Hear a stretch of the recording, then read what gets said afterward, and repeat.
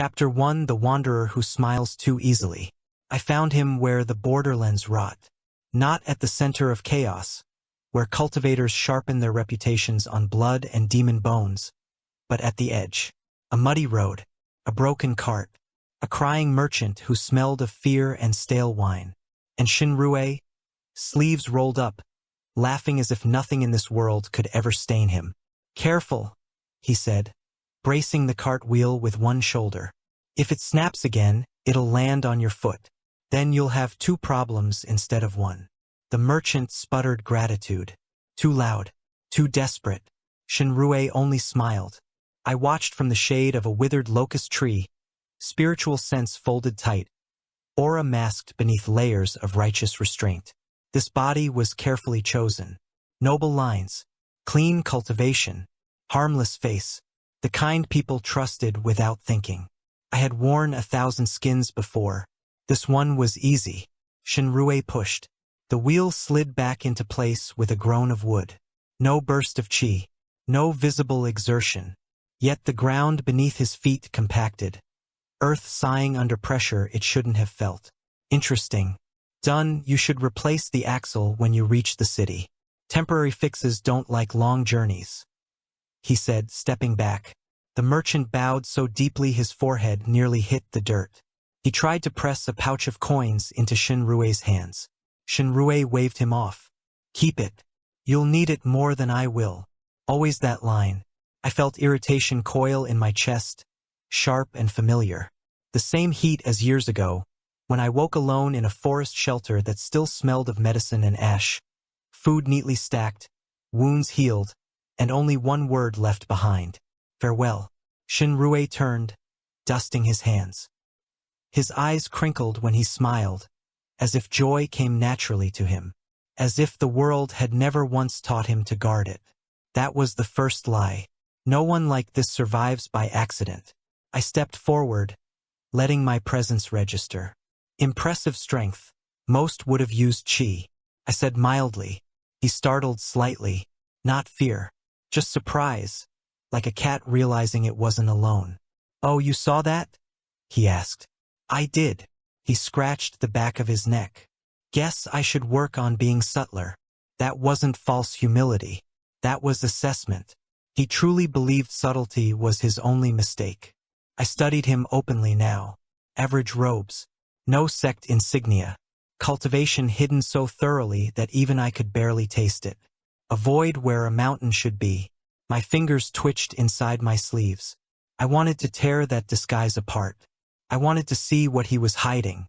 I wanted to know if he remembered the boy in the forest. "You're traveling alone?" I asked. Seems that way." He nodded. "Seems?" He laughed. "People come and go. Roads don't ask you to stay." There it was again. That casual dismissal of permanence. As if leaving no mark was a virtue. It made something ugly stir in me. "I'm Mo Yen," I said, offering the name carefully, like bait lowered into deep water. "A cultivator of the Zhanghe sect. May I travel with you for a time? These borderlands aren't safe." He considered me for exactly one breath. "Sure, company's nice," he said. No suspicion, no probing, no demand for proof. He turned and started walking, trusting that I would follow. I did. Each step beside him tightened the thread around my heart. Rage and longing twisted together until I couldn't tell them apart. He walked freely because he believed nothing could be taken from him. I knew better. This meeting was not coincidence. I had searched for him across years and battlefields, through rumors and broken lands. Now that I had found him, I would not let him disappear again. Not without understanding why he smiled when the world should have taught him to fear it. Not without knowing whether his kindness was real. And if it was, I watched his back as the road stretched forward, warm light catching in his hair. Then I would learn how to keep it, even if it meant breaking him first. Chapter 2, Test 1. Mercy without reward. I chose the village carefully. Too small to matter. Too isolated for reinforcements. The kind of place that learned fear early and never forgot it. A handful of clay houses. A shrine with incense burned down to black stubs. chickens scratching at dirt that barely remembered how to grow crops. Shinrue walked into it like a passing breeze. Someone called out to him almost immediately. A child, I think. He knelt, smiled, fixed a cracked water jug with a touch of something subtle and unseen. Laughter followed him like sound follows warmth. I watched from the ridge above, my presence scattered, my aura thinned to nothing. This was not an impulse. Nothing I did around him ever would be. From my sleeve, I released the beast. It was a low-level demon wolf, ribs visible beneath matted fur, one hind leg torn nearly through. I had crippled it myself, measured the damage so it would feel pain but not die too quickly. Hunger gnawed at it. Fear sharpened it. Blood slicked the grass where it landed. Perfect. It howled. The sound cut through the village like a blade. Doors slammed. Mothers dragged children inside. Someone screamed Shinrue's name. I felt my pulse steady. This was where most people showed themselves. I expected Shinrue to tense, to calculate, to reach for power even reluctantly. Mercy born of hesitation still leaves a stain of fear. He did none of that. He turned toward the sound, expression softening with something that unsettled me more than panic ever could. "Ah, that's bad," he murmured. He walked toward it. Not slowly, not cautiously, just walking, as if approaching a wounded animal was no different from approaching a fallen cart. The demon wolf lunged when it saw him. Desperation overrides pain. I watched its jaws snap shut inches from his throat. Shinrue sidestepped, smooth as falling water, and pressed 2 fingers to its brow. The beast collapsed. Not dead. Sleeping. I frowned. He crouched beside it, inspecting the wound with a healer's calm. No disgust. No revulsion. His hands glowed faintly, warmth threading into torn flesh, coaxing muscle back together. "You must have been chased a long way. That leg won't hold if you keep pushing it," he said quietly. The demon wolf whimpered. I felt something tighten behind my ribs. He healed it completely. Then he tore strips from his own travel rations and placed them beside the beast's nose. He traced a simple barrier into the dirt, not a trap, not a seal. A suggestion. "Forests that way, there's water near the rocks. Don't come back here," he said, pointing. The beast stirred, confused. Then it limped away, disappearing into the trees without looking back. Shinrue stood, dusted his hands, and turned toward the village. No applause waited for him. The doors stayed shut. Fear does not thank kindness. Survives it and moves on. He didn't seem to notice. He repaired a broken fence. He reassured an old man with shaking hands. He accepted a bowl of thin porridge and ate it gratefully, like it was a feast. I joined him near the well, keeping my expression neutral. "Trouble?" I asked. He smiled. "Not anymore. You let it live," I said, watching his face closely. "Yes, it could return. Or it could die in the forest. Or it could learn not to approach villages. Most things just want to survive." He shrugged. I stared at him. No justification. No moral performance. No expectation that I would agree. "And if it kills someone later?" I pressed. He met my gaze, eyes clear. "Then that will be on it. Not on the kindness it received." That answer was wrong. The world did not work that way. Kindness always demanded repayment. Mercy always carried debt. If it didn't, it was wasteful at best, dangerous at worst. Yet Shinrue drank his porridge, thanked the villagers, and left without looking back. No witnesses, no reward, no record.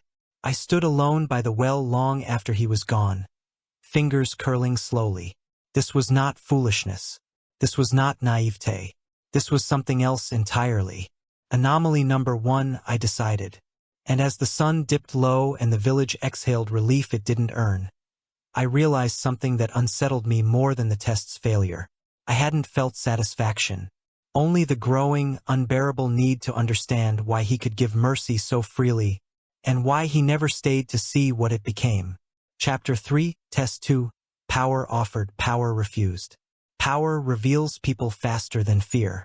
That is the truth the world taught me. carved into bone and blood long before I ever wore a crown.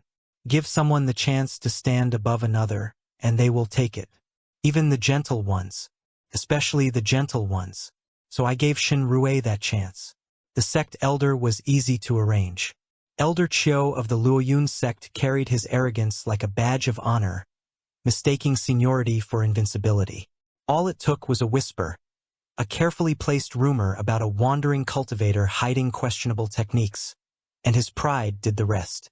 We arrived at the market square just as the elder's voice rose. No sect emblem, no lineage, and you dare to interfere in matters of cultivation? Shinrue stood there with a basket of dried herbs hooked over his arm, blinking as if he'd wandered into the wrong conversation. I'm sorry, did I do something? He said. Laughter rippled through the watching disciples. Public place. Plenty of witnesses. The perfect stage. You healed a demon beast near Hualin village. Such reckless mercy borders on collusion. Elder Chiu snapped. I sent it away, it was injured. Shinrue replied mildly. Silence. Spiritual pressure slammed down, sharp and deliberate. Several nearby cultivators staggered back. Shinrue did not move. Not because he resisted, because the pressure simply failed to touch him. I felt it then, a ripple, like a blade sliding across silk and finding nothing to cut. My breath caught before I could stop it. Elder Chiu mistook stillness for defiance. Kneel, apologize, and perhaps I will overlook your transgressions, he commanded. Shinrue tilted his head. That seems unnecessary. The elder's face darkened. You dare. This was it. One strike. One flare of chi. Even restrained, Shinrue could have shattered the man's cultivation and been justified. The crowd would have accepted it. I would have understood it. I wanted him to do it. I wanted to see the truth laid bare, brilliant and undeniable. Instead, Shinrue sighed, not in fear, in inconvenience. You know, when people yell like this, it usually means they're trying to convince themselves, he said, smiling faintly. A stunned silence fell. Someone snorted. A disciple choked back laughter. Elder Chiu flushed purple. You insolent! Shinrue bowed. Proper, respectful bow. The kind that disarms rather than submits. My apologies. I didn't realize today was so important to you. I'll take my leave, he said. And then he turned. Just like that. He walked past the elder, past the pressure, past the watching eyes that burned with expectation. His steps were unhurried, his posture loose, as if dominance had never even crossed his mind.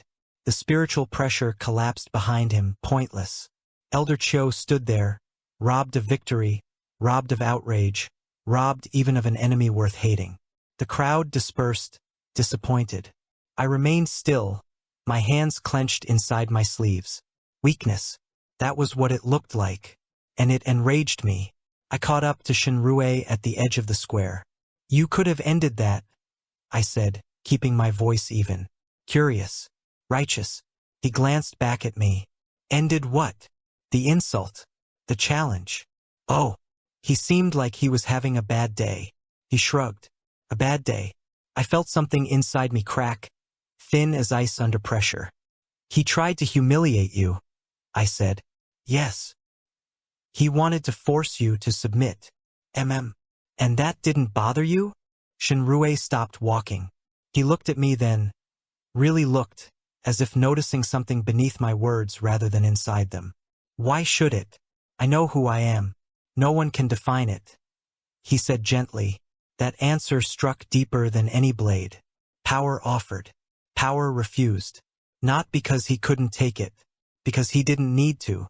I watched him resume walking, the crowd already forgetting him, and understood something that made my chest ache with a strange, dangerous heat. Shinrue did not reject power out of fear. He rejected it because dominance meant nothing to him. And for the first time in years, I felt the familiar, terrifying pull of obsession take root. If someone like him truly existed, then I needed to know how far that refusal went, and what it would take to make him choose otherwise. Chapter 4, Test 3. The line between kindness and naivety. By the third test, I no longer told myself I was being careful. I told myself I was being thorough.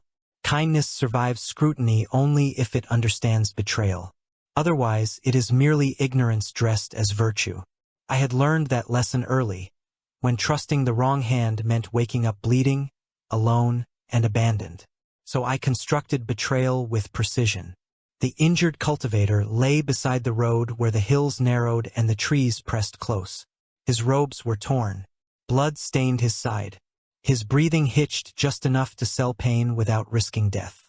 A simple illusion softened the edges, made him look smaller, weaker, desperate.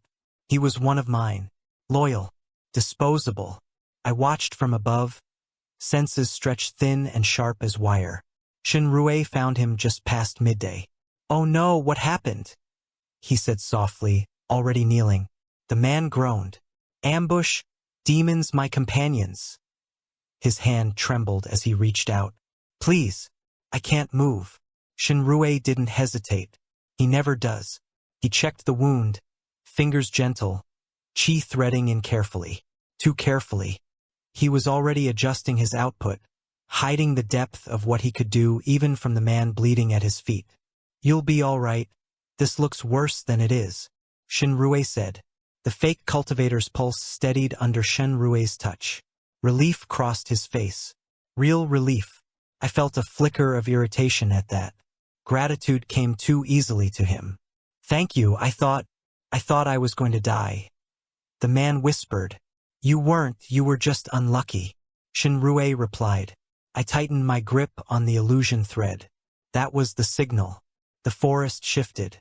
5 figures dropped from concealment, blades drawn, killing intent sharp and immediate. No hesitation. No warning. The perfect ambush. The injured man twisted, rolling away, fake weakness discarded as he reached for his weapon. This was the moment most people froze. This was where outrage bloomed, where hurt turned into violence sharp enough to justify anything that followed. Shinrue sighed, not loudly, not dramatically, just a small, tired sound, like someone realizing the day would take longer than expected. He moved. No wasted motion. No flare of power. The first attacker's wrist bent at an impossible angle, blade clattering to the ground. A kick to the knee sent another sprawling. A palm strike disrupted chi flow without tearing meridians. Efficient. Precise. Beautiful. They never touched him. When the last attacker lunged, desperation overriding sense, Shinrue caught the blade between 2 fingers. "Enough," he said. He twisted. The sword snapped. The forest fell silent except for ragged breathing and the sound of bodies hitting dirt. All 5 attackers were alive. All 5 were incapacitated.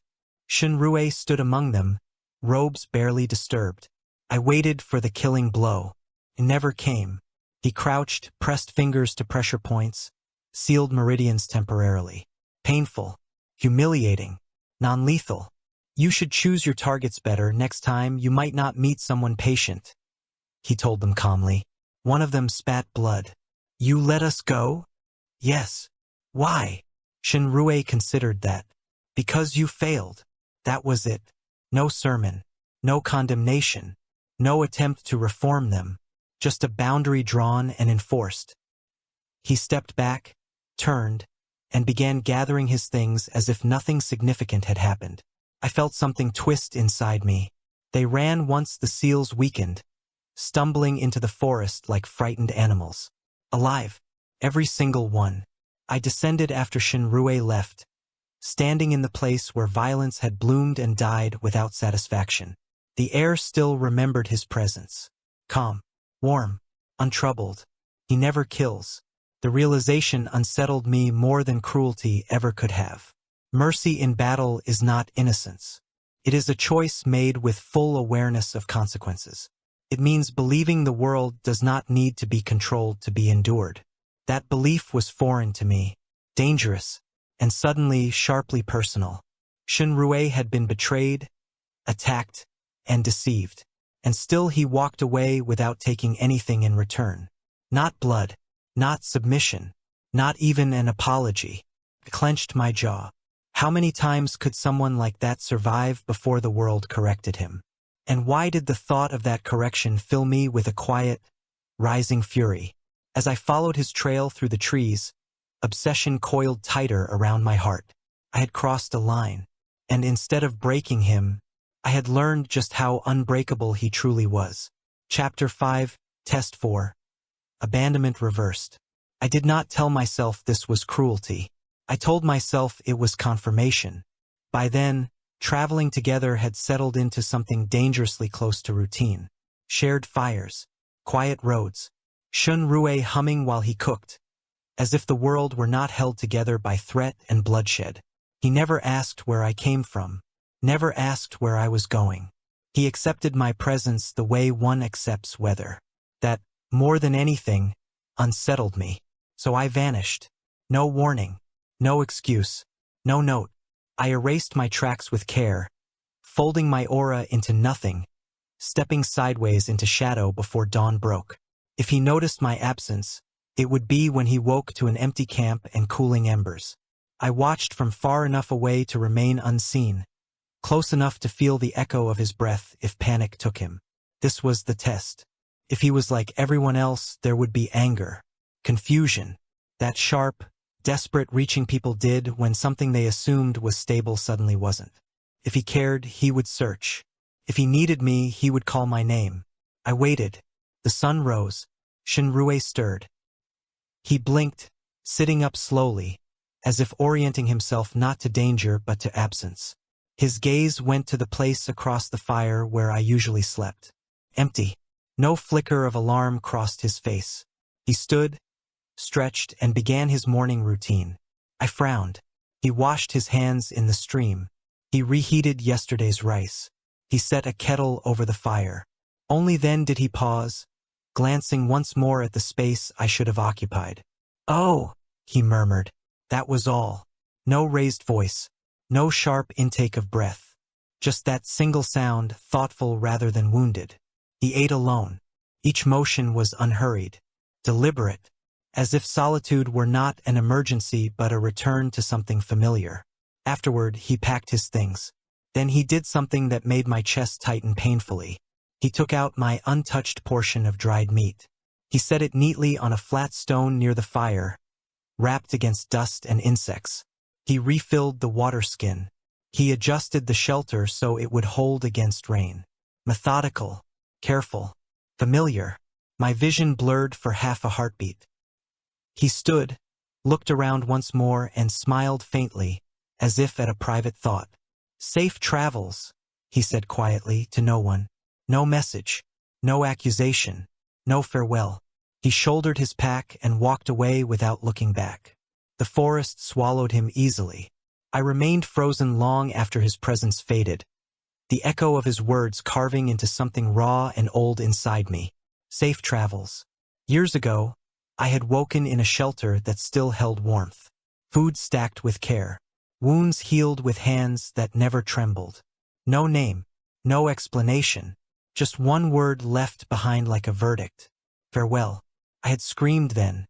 I had torn the forest apart searching for him, convinced there must have been a reason, some hidden test I had failed. When I found nothing, I learned what the world demanded instead. Power, control, never be left again. Now, standing in a mirrored silence, I felt that lesson crack. He had done the same thing to me, not out of malice, not out of indifference. Out of belief. Shinrue believed people were free to leave. That care did not entitle one to permanence. That staying was never owed. The wound reopened violently. I staggered back, breath catching, something feral clawing up my spine. Rage surged, hot and humiliating, tangled with a longing so sharp it hurt to draw air. How dare he decide, again, that his absence was a kindness? How dare he leave without even asking if I wanted to stay? I crushed the stone where the food lay beneath my fingers, cracking it cleanly in two before I could stop myself. The meat spilled into the dirt. I stared at it, horrified at my own loss of control. This was not how the test was meant to end. I had wanted pursuit. I had wanted proof. Instead, I had been shown the truth. Shinrue did not abandon people because he did not care. He abandoned them because he refused to bind them. And that terrified me more than any enemy ever had. Because I knew, with sudden, aching clarity, that if I let him continue walking freely through my world, he would leave me behind again, and I was no longer willing to endure that. Not ever. Chapter 6, Possessiveness emerges. I caught up to him by dusk. Shinrue was sitting on a fallen log beside the road, mending a tear in his sleeve with clumsy stitches. He looked up when my steps reached him, eyes bright with mild surprise. "Oh, you're back," he said. No accusation, no relief, just acknowledgement, like I'd stepped out for water instead of vanishing without a word. Something tight in my chest twisted again. "I took a detour, ran into trouble," I said evenly. He hummed. "Hope it wasn't serious." It wasn't. That was a lie. It had been unbearable. But he didn't press, just nodded and returned to his stitching, tongue caught briefly between his teeth in concentration. I sat beside him as if nothing had happened, as if the ground had not split open beneath my feet when he walked away. Traveling resumed. At first, I told myself I was simply being vigilant. The borderlands were dangerous.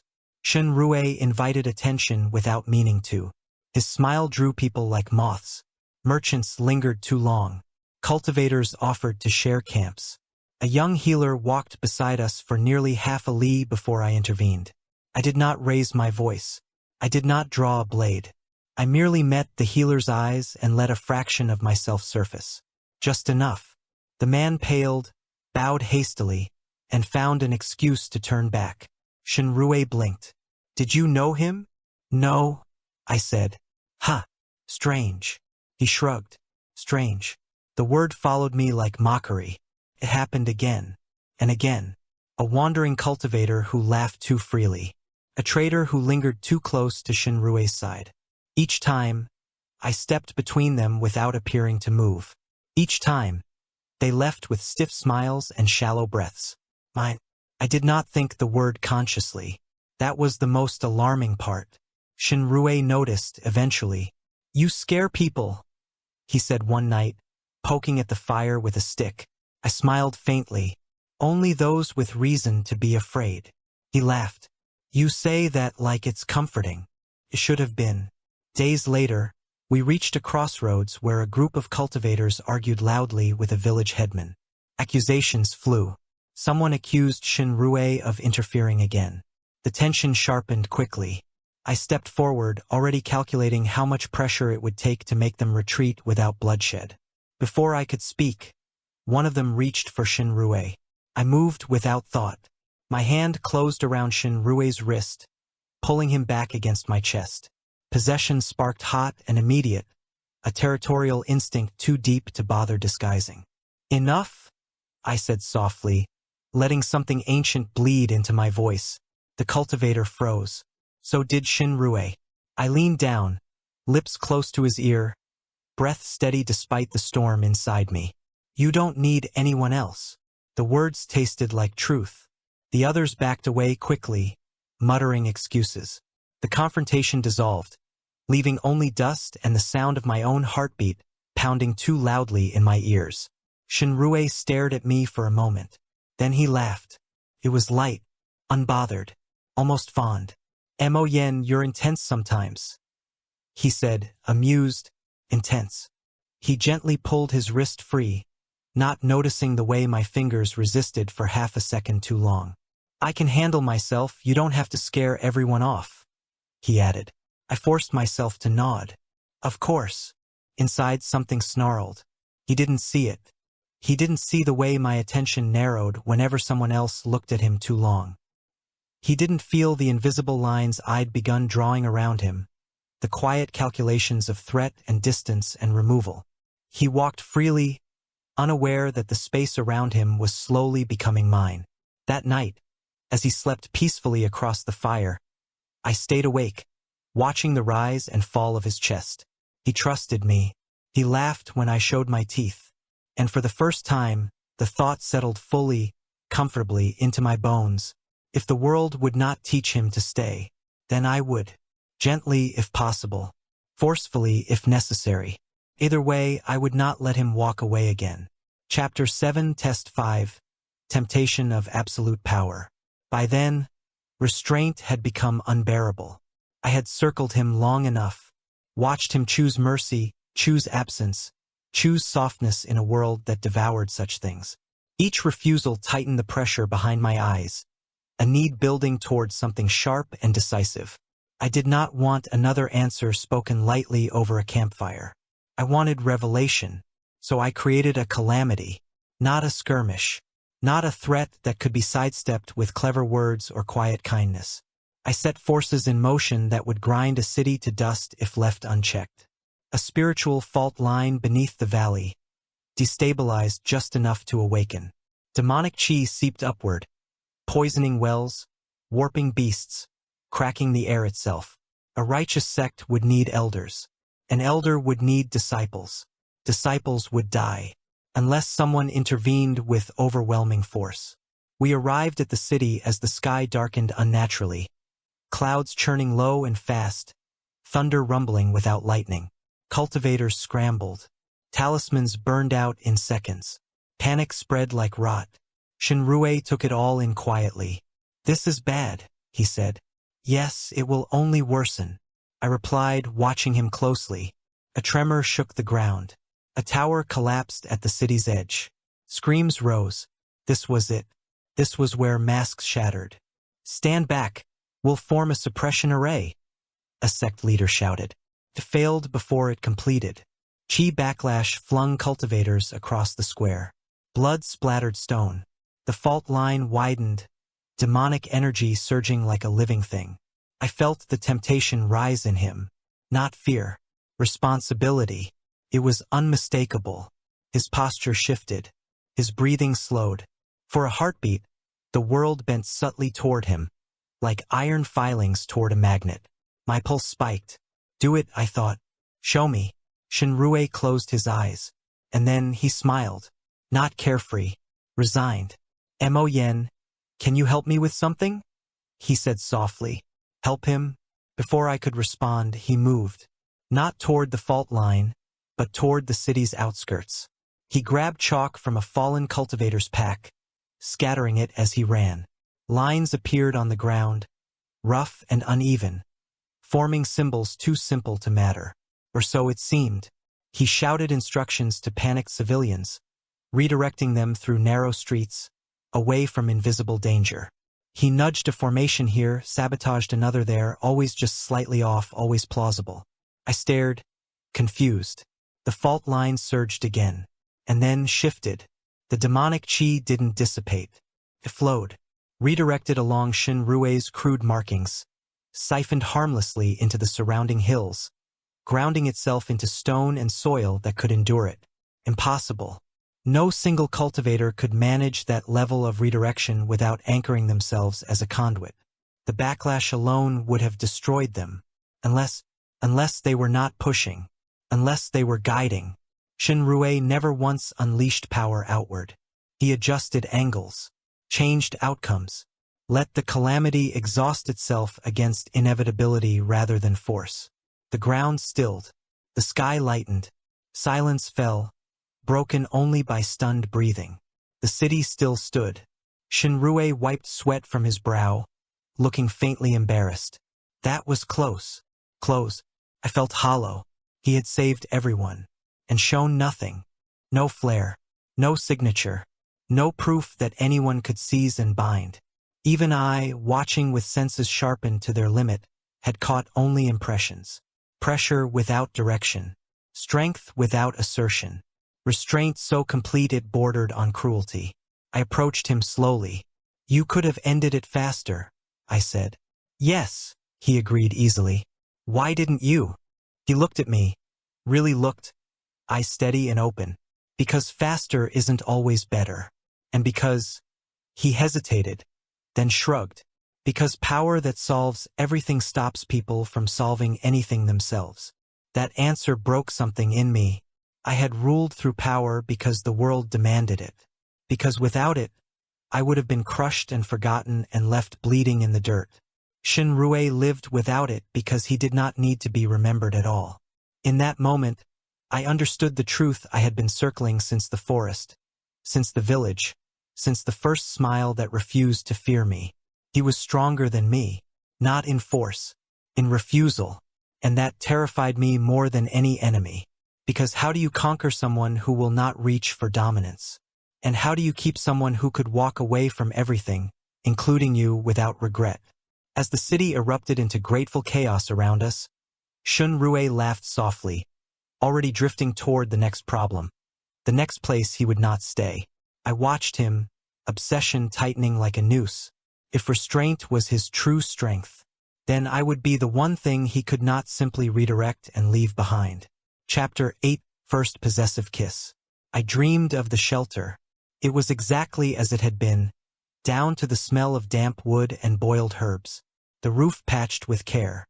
The fire low and steady. My younger body lay wrapped in blankets that were not mine, fevered and shaking.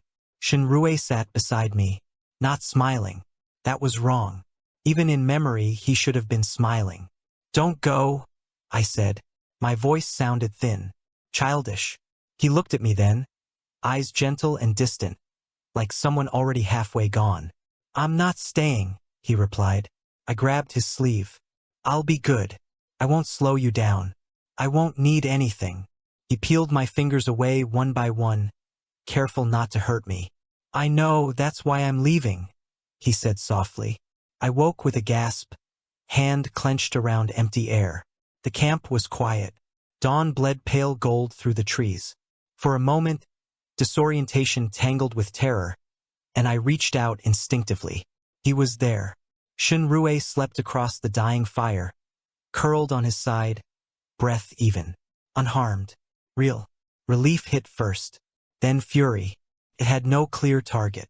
The dream, the memory, him, myself, the world that had allowed someone like Shinrue to exist without anchors. I sat there watching him far too long, my thoughts circling the same conclusion until it hardened into something dangerous. He would leave again.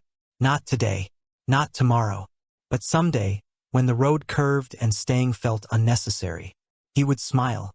He would provide. He would vanish, and I would wake to emptiness all over again. By the time he stirred, my restraint was already cracking. "Morning. You look like you didn't sleep," Shinrue said, blinking up at me. I said nothing. He sat up, stretching, hair falling loose around his shoulders. Sunlight caught in it, soft and careless. Something in my chest snapped. I crossed the distance between us in 2 steps and kissed him. Hard. Sudden. My hand fisted in his robes, pulling him close before he could react. The contact was brief but overwhelming. All the things I had not allowed myself compressed into a single, desperate act. Claiming. Angry. Terrified. His body went still in shock for half a heartbeat. Then he pushed me away. Not violently, not panicked. Just firm enough to make the boundary unmistakable. "Mo Yen, what are you doing?" he asked, breath unsteady, eyes wide with confusion rather than fear. The question sliced deeper than rejection ever could have. I stared at him, realization crashing down hard and late. The warmth was gone, the closeness broken. Something fragile had cracked between us, invisible but undeniable. The words tangled. Possession without permission sounded ugly when dragged into daylight. "You don't understand." "Then explain," he said gently. Gently. I recoiled from that more than anger. I stepped back, forcing my expression into something controlled, something passable. "I overstepped." "Yes," Shinrue agreed quietly. No accusation, no outrage, just truth spoken plainly. The space between us felt suddenly vast. He stood, gathering his things, movements slower than usual, cautious, as if recalibrating something he had assumed was safe. I watched, hollow and shaking beneath the surface. This was not how it was meant to happen. I had wanted closeness. I had taken. And in doing so, I had confirmed the one thing I feared most. That my need would poison whatever it touched. Shinrue did not leave. But when he smiled at me again, it did not reach his eyes. And I knew, with a cold certainty settling into my bones, that something irreparable had begun. Trust does not shatter loudly. It fractures quietly, and once cracked, it remembers the shape of the break forever. Chapter 9: Revelation through Blood. I had told myself I would wait, that I would mend what I had cracked, that if I stayed quiet enough, careful enough, Shunrui would forget the sharpness of that morning. He still walked beside me, still spoke, still smiled sometimes, but the space between us never fully closed.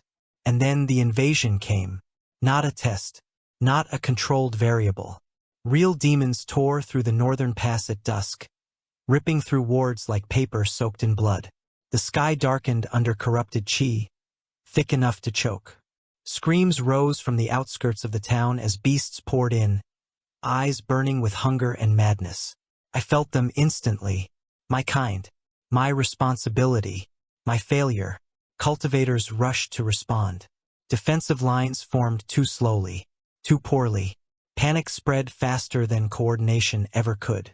Shunrui moved without hesitation. "Get them behind the shrine," he called, already dragging civilians toward cover. "Children first." Always that. He didn't look at me when the first wave hit. He didn't ask if I was ready. He trusted me the way one trusts the ground beneath their feet. I followed, killing efficiently but quietly, keeping my power masked even as irritation climbed my spine. Every second wasted pretending was another second closer to catastrophe. Then the second wave broke through. A high-level demon, warped and howling, barreled straight toward a cluster of refugees Shunrui was shielding. The cultivators nearest froze, overwhelmed by its pressure. Shunrui didn't. He stepped forward.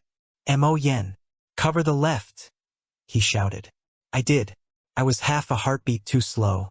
The demon's claw tore through Shunrui's side, blood spraying across the stone steps of the shrine. The sound he made was sharp, involuntary, ripped from him before he could swallow it down. Something inside me went utterly, catastrophically still. He fell to one knee, breath hitching, but still raised his hands, forming a barrier with trembling fingers. "Get back!" he gasped at the civilians. "Now!" That was it. The last thread snapped. The world tilted. I stopped holding myself together. My aura erupted outward, no longer compressed, no longer hidden. Demonic chi flooded the battlefield like a tide pulled by the moon, ancient and merciless. The ground cracked beneath my feet. The air screamed as pressure slammed down, forcing demons and cultivators alike to their knees. Every demon froze. Every one of them recognized me. I stepped forward, eyes burning, voice carrying without effort. "Kneel." They did. The high-level demon that had struck Shunrui tried to retreat. I caught it mid-motion and crushed it with a single gesture, its body collapsing into ash before it hit the ground.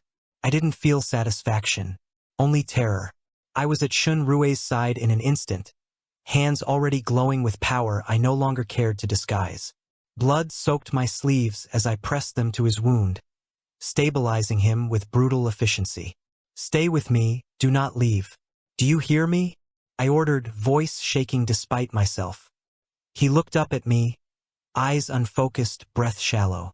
And then he saw me, really saw me, the sigils burning beneath my skin, the demonic chi coiling around me like a living crown.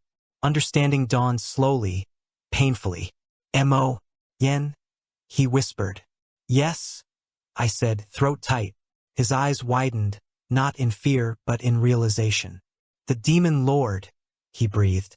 The title hit the ground between us like spilled blood.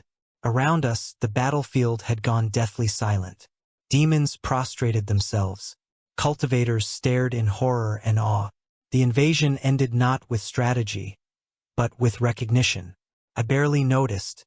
All I could see was Shunrui bleeding in my arms. "You were never walking beside a stranger. I swear to you, I would burn this world to keep you," I said hoarsely.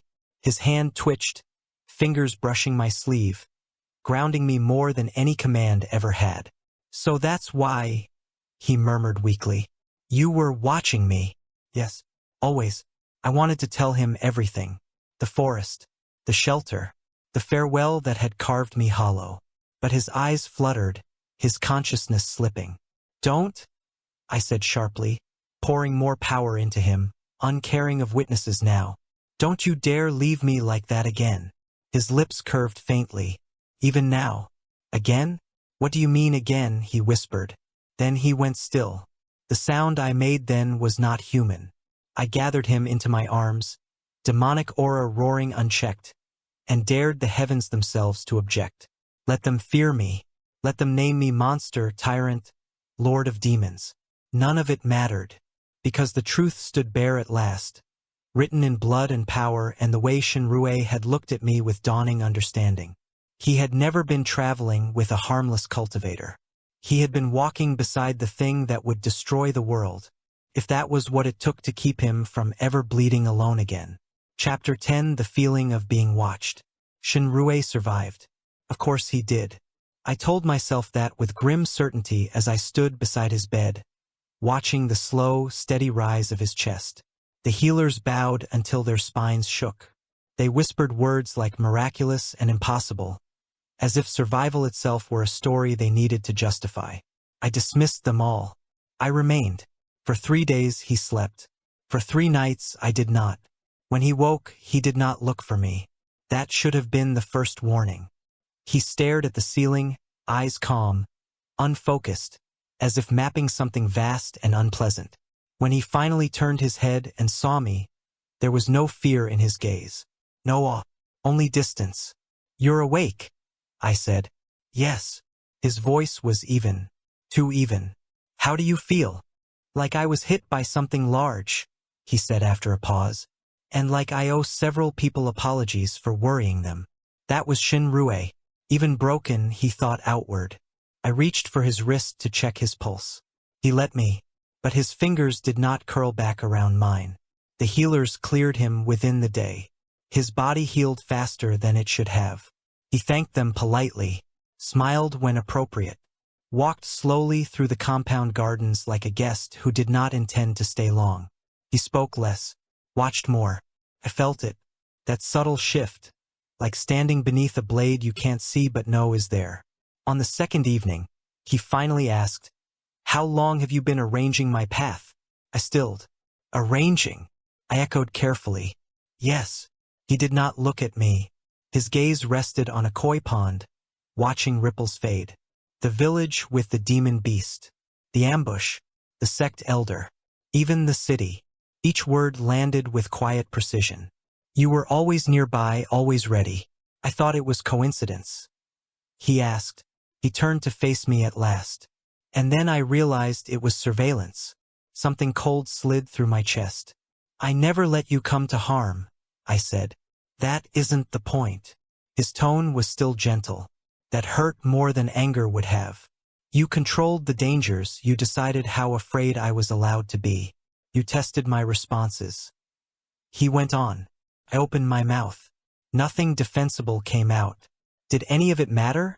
Or was I always just something you were trying to prove?" He asked softly. I stepped closer. "You mattered." "That's worse," he said immediately. The words struck clean and precise. "You didn't trust me to choose. Do you know what that feels like?" Shinrue continued. "I did. I just hadn't expected him to name it." "It feels," he said, voice tightening for the first time, "like being watched while you sleep, like every kindness might have an audience, like nothing you did was ever truly yours. Violated." He didn't say the word. He didn't need to. "I saved you. I protected you," I said, desperation bleeding through restraint. "Yes, and I never asked you to," Shinrue replied. Silence stretched between us, thin and unbearable. I broke first. "There is something you don't know," I said. He looked at me then, wary. "If this is another justification." "It isn't." My hands curled slowly at my sides. Not in anger. In memory. Years ago, before I was anything worth fearing, I was dying in a forest. I said. He frowned slightly, confused. I was poisoned, starved, left behind by my own kind. My voice did not waver, but my vision did. I expected to rot there. Shinrue went very still. "You found me, you built a shelter." treated my wounds, cooked food over a fire that barely held. You never asked my name, never asked for gratitude. I continued. His breath caught. When I woke healed, you were gone. I said quietly. Understanding dawned slowly, terribly. You left food, a repaired roof, and a note, I said. My throat tightened despite myself. Farewell. Shinrue stared at me. No, he whispered. Yes. The koi pond rippled violently as my control slipped for half a breath. That boy was me, I said. The silence that followed was not explosive. It was hollow. Shinrue looked away first. When you tested me, you weren't testing kindness, he said slowly. No, you were testing abandonment. Yes. His hands trembled once, then stilled. So every time you disappeared, he said, every time you watched to see if I'd chase, I needed to know that you wouldn't leave without meaning it. I said, voice breaking at last. He stood abruptly. That wasn't your right, he said. I know. You didn't trust me. You turned my kindness into a wound you could reopen whenever you were afraid. He said again, sharper now. I had no defense left. That night, I realized something. Shinrue continued, voice low. I waited. I wasn't walking beside a companion. I was walking inside a cage I couldn't see. He said. That night I stayed awake as always. But Shinrue did not sleep. I sensed him moving quietly through the compound, steps light, deliberate. I could have stopped him at any moment. The thought, command, a ward sealed tighter. I did nothing, because for the first time, I was afraid of what stopping him would confirm.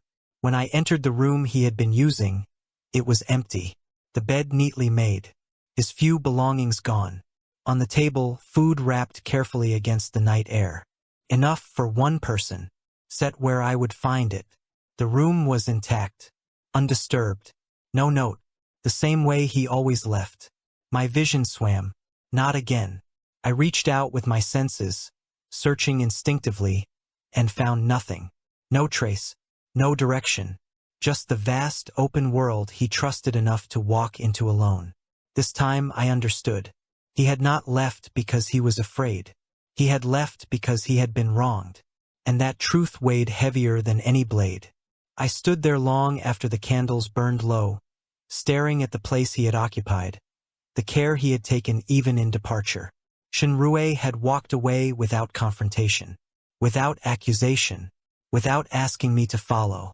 And for the first time since the forest, since the shelter, since the farewell that had broken me, I knew I deserved to be left behind. Chapter 11, The Cage. I found him at dawn. Of course I did. Shinrue walked the old mountain road as if nothing had been taken from him. No haste, no disguise, just that same unguarded stride, trusting the world not to reach out and close its fist. I intercepted him without sound. The ward snapped into place before his next step landed. He felt it immediately. He stopped, breath catching. Not in fear, but in surprise, and turned slowly, eyes narrowing as he took in the invisible barrier shimmering faintly in the air. "Mo Yen," he said quietly. Hearing my name from his mouth again tightened something vicious in my chest. "This won't hurt you," I said. "That's not comforting," he replied. The sanctuary was beautiful. I had made sure of that. Open sky, flowing water, warm light filtered through ancient trees. No chains, no restraints, no visible walls, no way out. "You shouldn't have followed me," Shinrue said. "I didn't. I look for you," I answered. He laughed once, breathless. "You hear yourself, right?" I stepped closer. He didn't retreat, but his shoulders squared, instinctively bracing. "I needed to talk," I said. "You could have asked." "You left," I snapped. "I left because you took my choices away." The words landed cleanly. I felt the old terror rise, sharp and feral. The image of empty shelter, cold ashes, farewell. "I needed to know you were real," I said, the confession tearing out of me before I could temper it. "That you weren't something that would disappear the moment I looked away." His expression softened, not with forgiveness, but with pity. That's exactly what this does. It makes me unreal, he said gently. I reached for him. He didn't pull away. That hurt more than resistance would have. I kissed him. It was nothing like the first time. This was not sudden. It was slow, deliberate, heavy with intent. My hands framed his face as if memorizing bone and warmth, as if touch alone could anchor him to me. Desperation threaded through every second of contact. Claiming, terrified, unsteady. He did not kiss me back. His lips remained still beneath mine, accepting contact without answering it. His hands hung at his sides, neither pushing nor pulling, his stillness louder than rejection. I pulled back, breathing hard. Say something, I demanded. Shinrue met my gaze calmly. This isn't consent. The word struck like a blade. I'm not hurting you. No, you're containing me, he agreed. I kissed him again, shorter this time, more frantic, as if repetition could force response, as if intensity could substitute for permission. Still nothing. His eyes stayed open, watching me with a quiet sadness that hollowed me out. I stumbled back, horror finally cutting through obsession. I can keep you safe. No one will ever hurt you again, I said, the words sounding thin even to me. That's not safety. That's a cage made of fear. Shinrue replied softly. Silence flooded the sanctuary. I had sworn no pain, no chains, no violence. And yet I had done the one thing I swore I would never do again. I had trapped someone who trusted me. Shinrue turned away and sat beneath one of the old trees, folding his hands in his lap, posture relaxed in a way that made my chest ache. I'm not going to fight you, you already know how that ends, he said. I did. I stood there, demon lord of a realm that bent to my will, and realized with crushing clarity that I had never been less powerful. Because I had him, and he was already gone.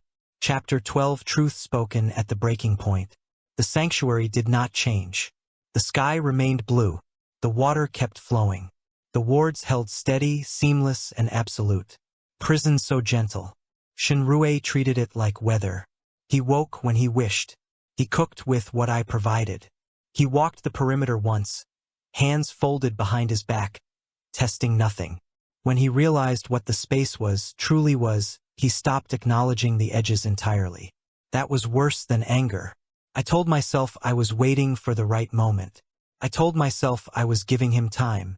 In truth, I was afraid. On the third day, he spoke. Do you want to know why this doesn't work? Shinrue asked, standing beneath the same tree where he had first sat. I looked up sharply. I know it works. He smiled faintly. No, it doesn't. He raised one hand.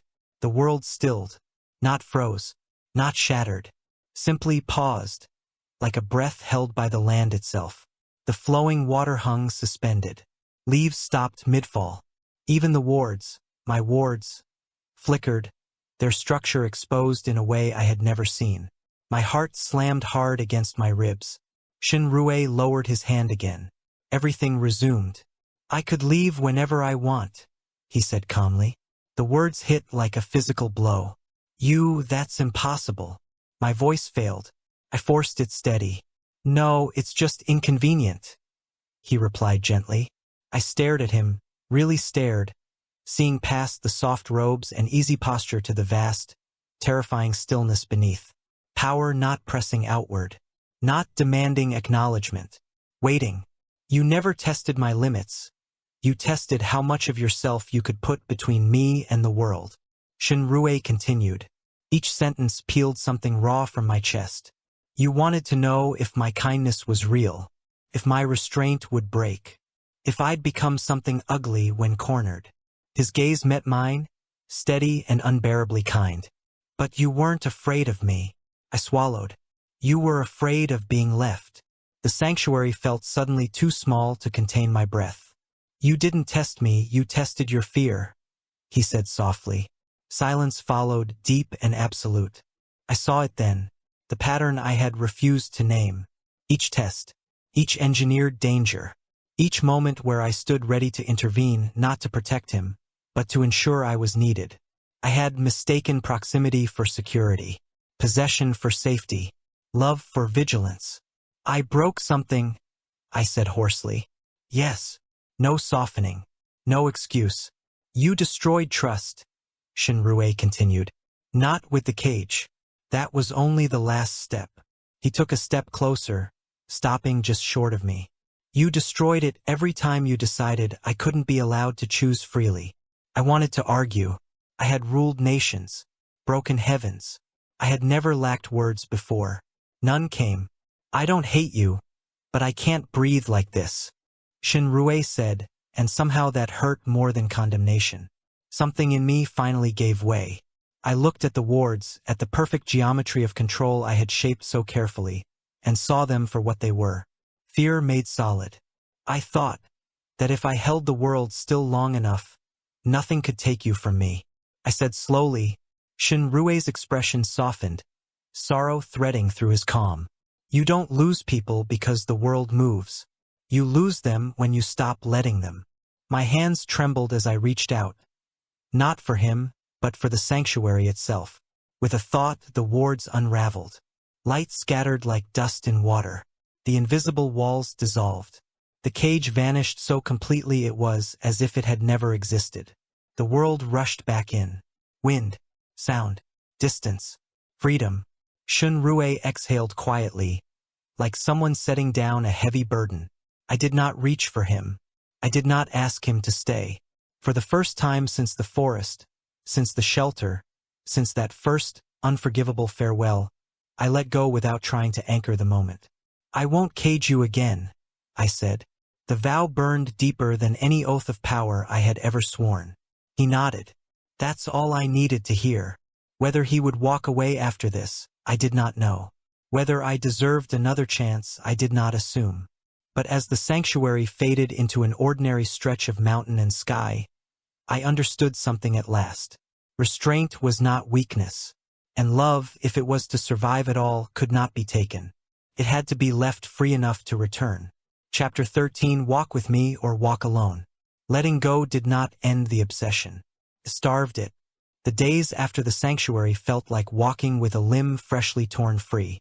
Every instinct screamed to reach, to anticipate, to place myself half a step ahead of Shinrue's path and smooth the way before he ever noticed the stones. I did none of it. That was the choice. I returned to my realm and did something I had not done since ascending the throne. I delegated. Generals received authority that once flowed only through me. Borders were reinforced by standing orders rather than my personal intervention. Calamities were addressed by systems, not by my presence descending like judgment. The court whispered. They always would. A demon lord who did not personally crush every threat was seen as distracted, softened. Some wondered if love had finally carved a weakness into me. They were wrong. Restraint is not mercy. It is discipline. When I returned to Shinrue, I did so openly. No disguises. No manipulation of chance meetings. No shadowing from just beyond his perception.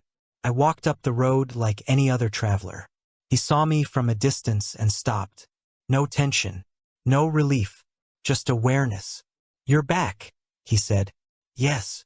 We stood there for a moment, the space between us unclaimed. I did not close it. I'm heading west. There's a possibility for the river there to be flooded. Think I should be there if it happens, he said. I know, I've heard, I said. Then, catching myself, I corrected. A faint smile touched his mouth. Approval, maybe, or simply acknowledgement that I was trying. We walked together. Not close enough to touch. Not far enough to pretend indifference. People noticed. They always did. A demon lord did not pass unnoticed, no matter how quietly he carried himself. Fear followed me like a shadow, recoiling at my approach. Shinrue saw it. You don't have to come, he said once, as we made camp beneath a stand of pines. I know. You won't interfere? No. He studied me then, measuring something unseen. You won't decide things for me. I won't. That earned me a nod. Felt like absolution. Days passed. We helped villages. We redirected rivers. We shared meals without expectation. When danger arose, I asked before acting. May I? Sometimes he said yes. Sometimes he said no.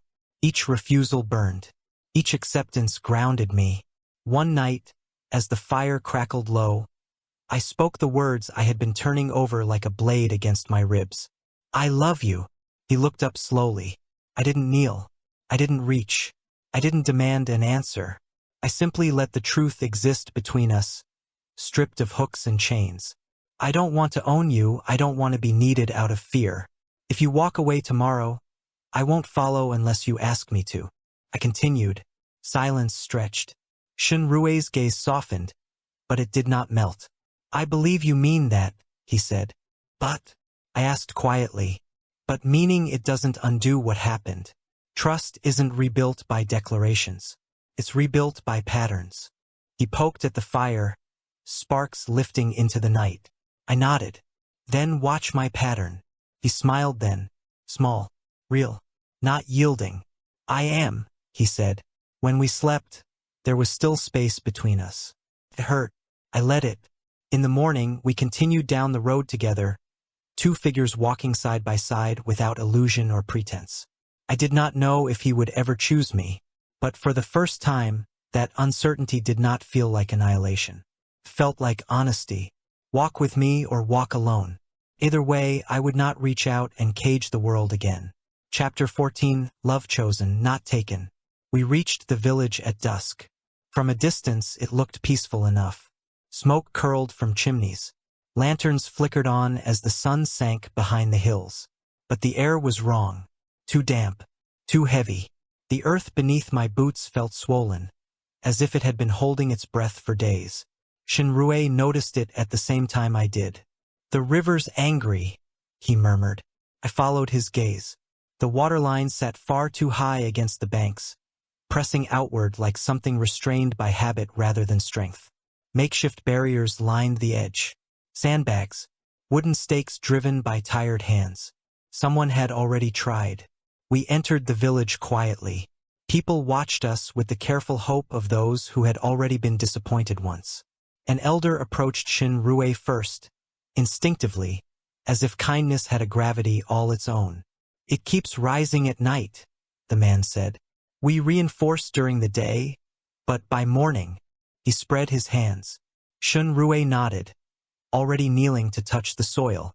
He listened, always, to people, to land, to things most cultivators ignored in favor of force. I stood back, not because I didn't see the solution. I saw 10, all brutal, all effective, all wrong for what he was trying to do. The currents being pushed, not by demons, not directly, as an old fault line. The land shifted years ago, probably after a quake. The river's been fighting it ever since. Shinrue said after a moment. The elder looked stricken. Can it be fixed? Yes, but not all at once. Shinrue said easily. He glanced back at me. Not asking. Checking. I nodded once. That was enough. We worked until night fully fell. Shinrue redirected water in careful stages, carving new paths that eased the pressure instead of breaking it. I moved boulders where human hands could not, reinforced banks where collapse was inevitable. I kept my power leash tight, shaping rather than overwhelming. At one point, a section of earth gave way without warning. The water surged. Shinrue was already there. Too close. I felt the old terror claw at my spine, hot and violent, demanding I pull him back, shield him, cage him from risk itself. Instead, I stopped. I trusted him. He slammed his palm into the ground, aura sinking deep, steadying the fault line just long enough for me to seal it properly. Water roared, then settled, redirected into the new channels he'd prepared. When it was done, we stood ankle-deep in mud, breathing hard. Alive, unhurt, together. Villagers cheered behind us, relief breaking loose like laughter after grief. Shinrue wiped his hands on his sleeves and turned to me. You waited, he said. Yes. Not pride. Not accusation. Wonder. You could have taken over, ended it faster. He continued. I could have, I agreed. But you didn't.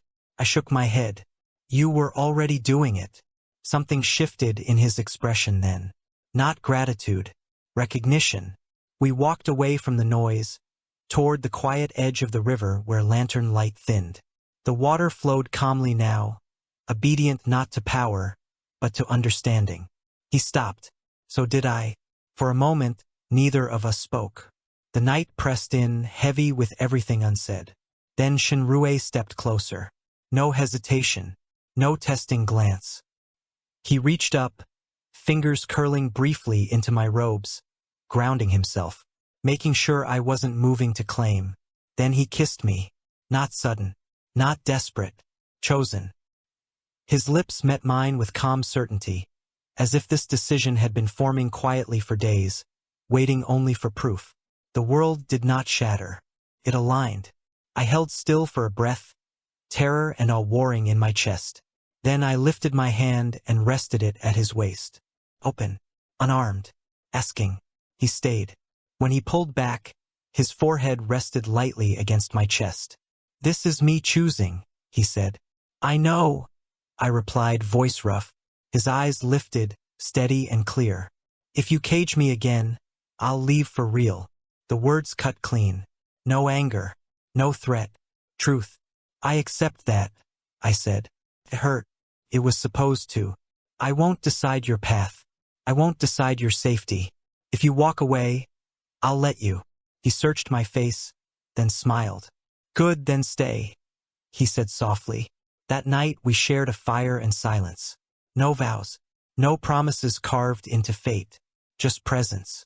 I lay awake listening to his breathing, obsession still coiled tight in my chest, dangerous as ever.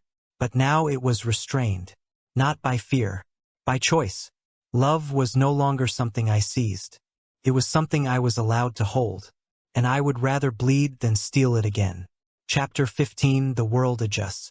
The world did not pause to marvel at our decision. It simply continued. Roads stretched onward. Rivers flowed where they would.